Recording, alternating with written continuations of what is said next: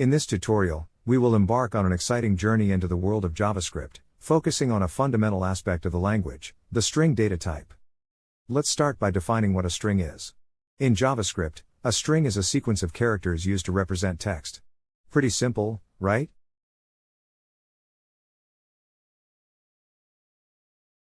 Here, we've declared a variable called string example and assigned it the value hello, world. This is a string. We then print the string to the console using console.log. See? Our string hello, world, was printed to the console. Now, let's move on to how we can manipulate strings.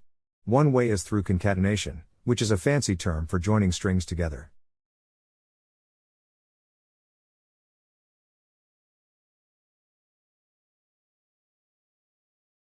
Here, we've created two separate strings, first string and second string.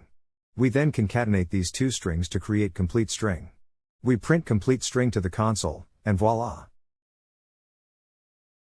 As you can see, the output is hello, world, which is the result of concatenating first string and second string.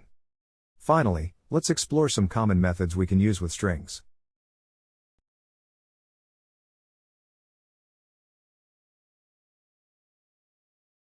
In this example, we are using the length property to get the length of the string. We're also using the toUpperCase method to convert the string to uppercase. And there you have it. The length of our string JavaScript is 17 characters. The toUpperCase method converts all the characters in our string to uppercase, giving us JavaScript is fun. That's it for this tutorial on strings in JavaScript.